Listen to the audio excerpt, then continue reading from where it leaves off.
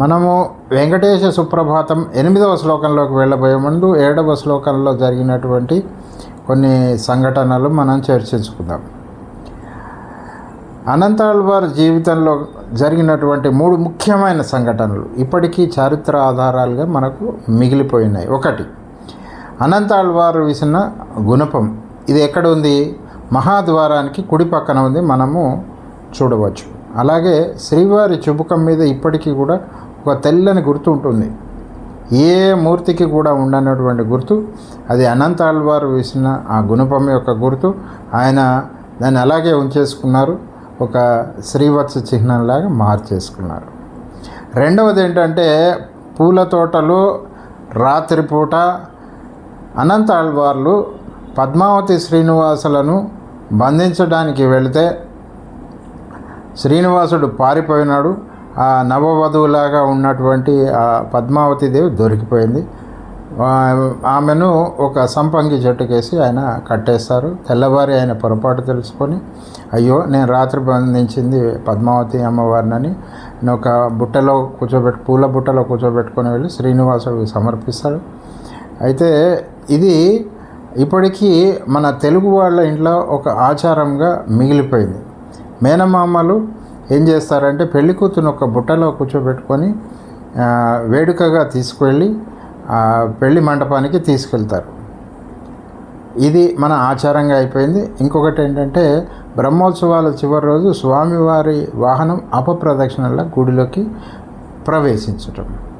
మూడవది, ఆ వృక్షము తన యొక్క మార్గాన్ని మార్చేసుకుందే ప్రహరీ నిర్మాణానికి అనంతాళ్వార్లు ప్రార్థించినప్పుడు. అది ఇప్పటికీ మనము గమనించవచ్చండి. మనం తిరుమల కొండ ఎక్కుతున్నప్పుడు కానీ, లేదా తిరుమలలో ఉన్న చెట్ల మధ్యలో మనం కనుక తిరుగుతుంటే ఒక దివ్యమైన అనుభూతి కలుగుతుంది. అదేంటంటే, దివ్య పురుషులు, మహామునులు అక్కడ వృక్ష రూపంలో తపస్సు చేసుకుంటున్నారు. మనము 8వ శ్లోకంలోకి ప్రవేశిద్దాం. శ్రీ గురుభ్యో నమః. హరి ఓం. మనము శ్రీ వెంకటేశ సుప్రభాతం యొక్క అర్థాన్ని సేవిస్తున్నాము. మనం 8వ శ్లోకంలోకి వచ్చాం. ఉన్మీల్య నేత్ర యుగముత్తమ పంజరస్థాః పాత్రావశిష్ట కదలీ ఫల పాయసాని భుక్త్వా సలీల మదకేళి శుకాః పఠంతి శేషాద్రిశేఖర విభో తవ సుప్రభాతం. ఉన్మీల్య నేత్రయుగముత్తము పంజరస్థ. బాగా తెరచిన కనులతోటి ఉన్మీల్య నేత్రయుగం ఉత్తమ పంజరస్థాః.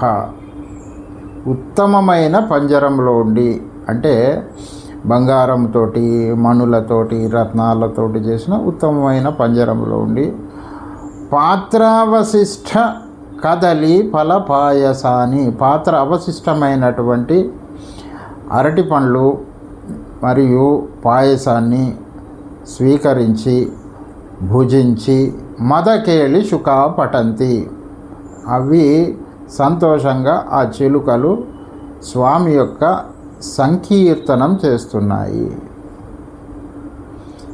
ఇప్పటి వరకు మనము 7 శ్లోకాల్లో ఉన్నటువంటి భావ గంభీరతను మనము బాగా అనుభవించాము.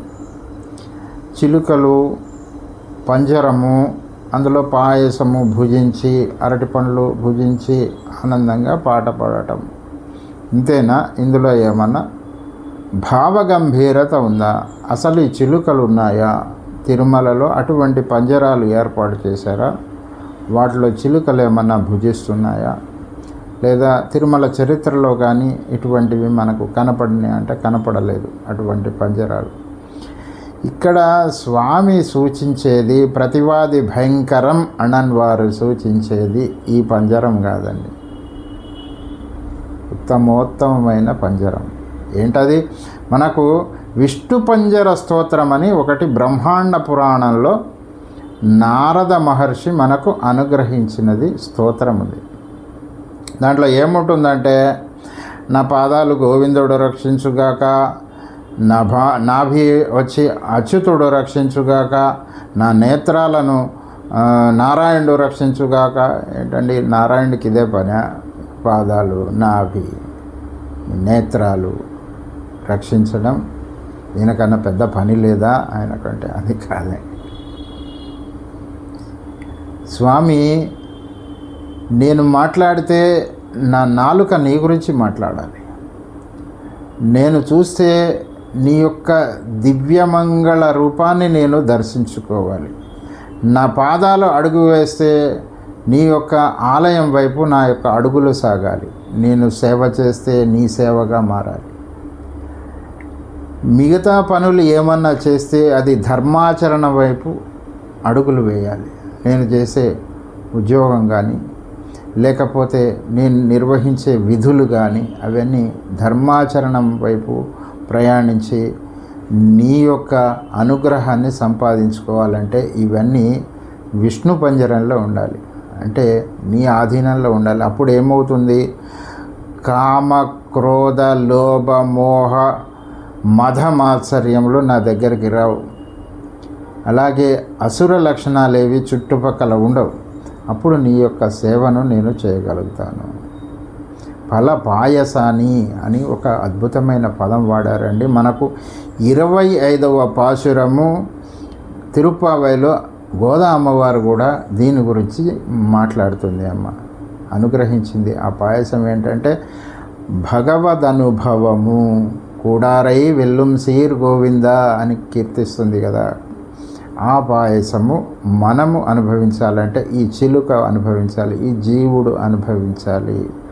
ఇప్పుడు తిరుమల శ్రీనివాసుడి సన్నిధిలో ఊహించుకోండి, ఒక 10 నిమిషాలు మీరు అక్కడ నిలిచి ఉండి స్వామిని తదేక దృష్టితో చూస్తున్నారు.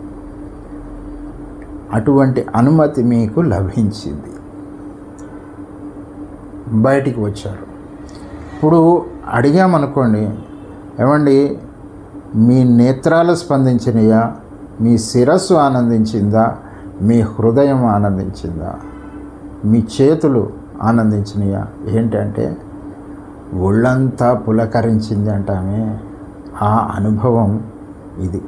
అదే రాసలీల అన్నారండి, వేరే కాదు. ఇది జాగ్రత్తగా మనం గ్రహించాలి. రాసలీల అంటే భౌతిక అనుభవం కాదు, స్వామి సన్నిధిలో దొరికేటువంటి అద్భుతమైనటువంటి పరమాత్మానుభవము.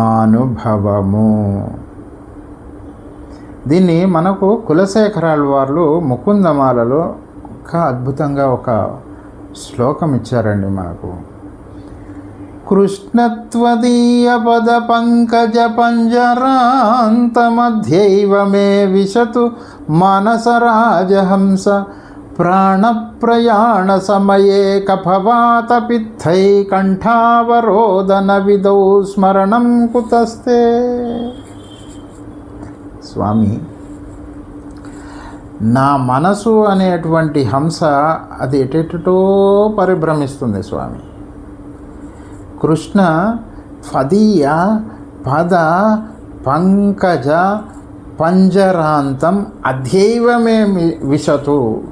స్వామి, నీ యొక్క పాదాలు అనేటువంటి పద్మములతో కూడినటువంటి ఆ పంజరంలో ఈ మనసు ఇప్పుడే ప్రవేశపెట్టు. అధ్యైవమే విశతు మానసరాజహంస. ఎందుకయ్యా? ప్రాణప్రయాణ సమయే కఫవాత పిత్తై కంఠావరోదన విదౌ స్మరణం కుతస్థే. నా ప్రాణోత్క్రమణ అయిపోయేటప్పుడు కఫము, వాతము, పిత్తము నా కంఠాన్ని అవరోధిస్తే నీ యొక్క నామాన్ని చెప్పగలుగుతాను? చెప్పలేను కదా. కాబట్టి ఇప్పుడే నాకు నీ అనుగ్రహాన్ని కలిగేటట్టు చేసి నా మనసు అనేటువంటి రాజహంస ఆ పంజరంలో, నీ పాద పద్మములనే పంజరంలో బంధింపబడేటట్టు చేయి స్వామి అని కోరారు. మనము కూడా మన యొక్క మనస్సు శ్రీనివాసుడు అనేటువంటి పాద పద్మములలో బంధించబడాలి అని కోరుకుందాం. స్వస్తి.